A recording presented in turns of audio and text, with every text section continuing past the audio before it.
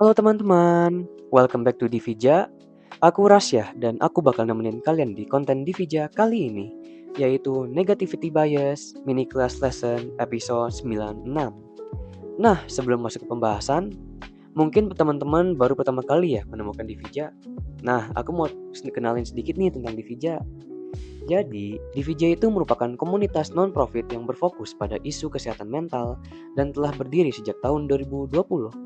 Divija menghadirkan berbagai konten edukasi melalui platform digital, sekaligus menyediakan ruang diskusi, podcast, dan webinar sebagai wadah yang aman untuk belajar, saling mendengarkan, memahami, berbagi pengalaman, serta tumbuh bersama dalam proses menjaga kesehatan mental. Dan lebih dari sekedar komunitas, Divija juga menjadi tempat belajar dan sistem dukungan bagi siapapun yang sedang berjuang, memahami, dan merawat kesehatan mentalnya. Dan itulah salah satu hal yang ingin dihadirkan di Vija melalui berbagai konten dan kegiatan yang dibuat.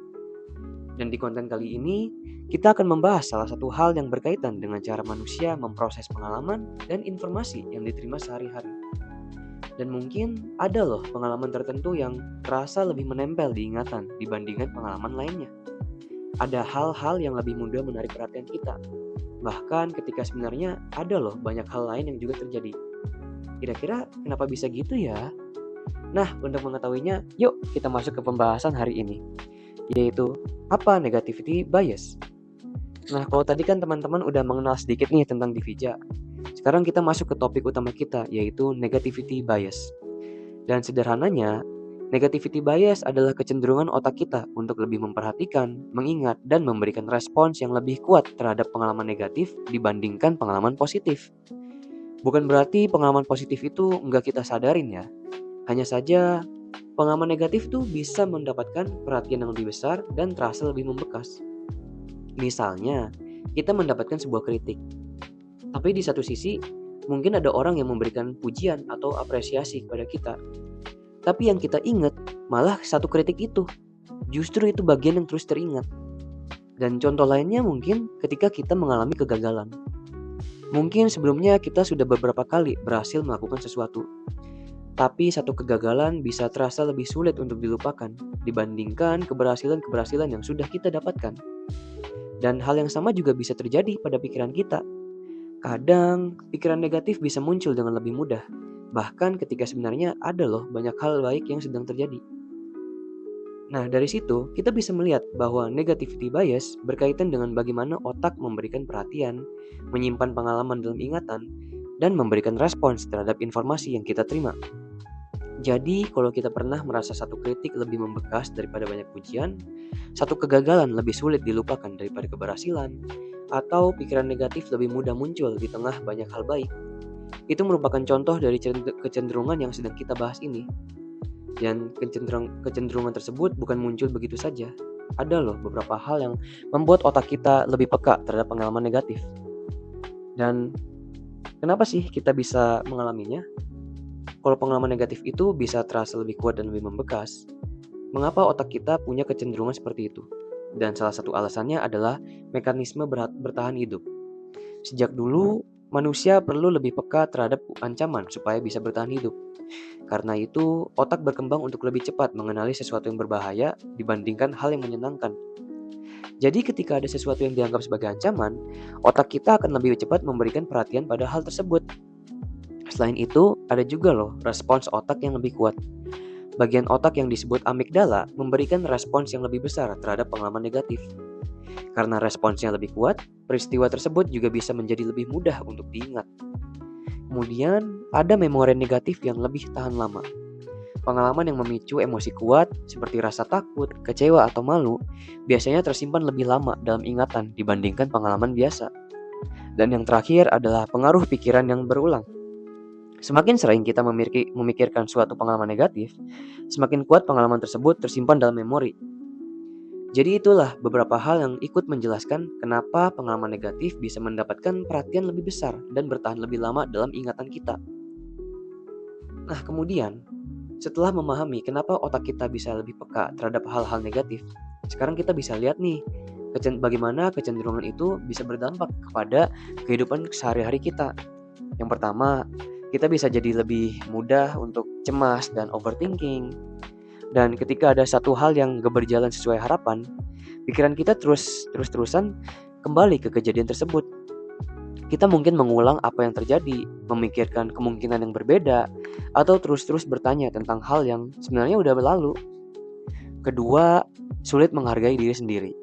Nah, ketika perhatian kita lebih banyak tertuju pada kekurangan atau kesalahan, kita bisa lupa melihat hal-hal yang sebenarnya sudah kita lakukan dengan lebih baik.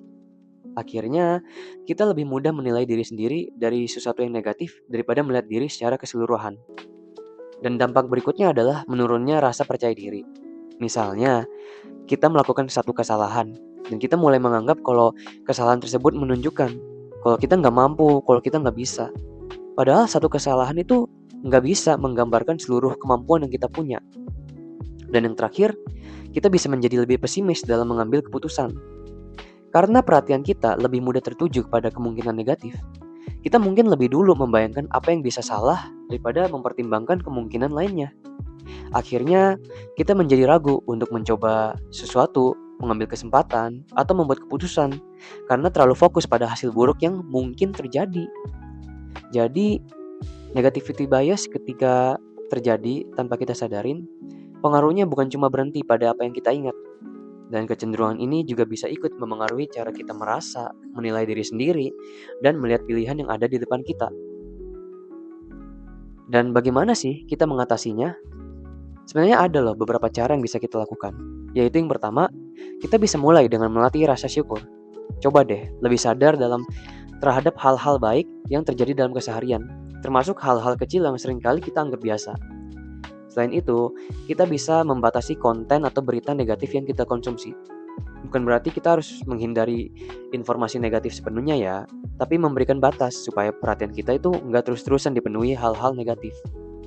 Kita juga bisa melakukan mindfulness, yaitu belajar menyadari apa yang sedang kita pikirkan dan rasakan, sehingga kita tidak langsung terbawa oleh arus pikiran negatif yang muncul. Dan ketika kita mulai menyadari kalau kita terlalu keras terhadap diri sendiri, kita bisa mencoba juga menggunakan self-talk yang lebih positif. Dan menariknya, ada fakta yang cukup menarik di materi ini.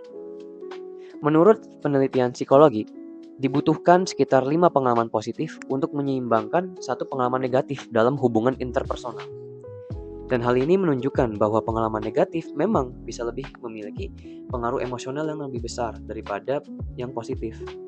Tapi ada kabar baiknya loh teman-teman, otak kita bisa dilatih. Dengan membangun kebiasaan positif secara konsisten, kita bisa bantu mengurangi dampak negativity bias dan melihat berbagai situasi secara lebih seimbang. Jadi, negativity bias itu sebenarnya merupakan cara alami untuk otak kita melindungi dari ancaman. Tapi kalau nggak disadari, kecenderungan ini bisa membuat kita terlalu fokus pada kekurangan dan melupakan hal-hal baik yang sudah kita miliki. Dengan melatih rasa syukur, mindfulness, dan memberikan ruang bagi pengalaman positif, kita bisa membantu otak kita membangun pola pikir yang lebih sehat, seimbang, dan realistis. Karena pada akhirnya, nggak semua hal yang paling membekas adalah hal yang paling penting. Terkadang, kita hanya perlu memberi perhatian lebih pada hal-hal baik yang selama ini terlewat. Aku Rasya, dan aku izin pamit undur diri. Terima kasih teman-teman udah menonton konten Divija kali ini.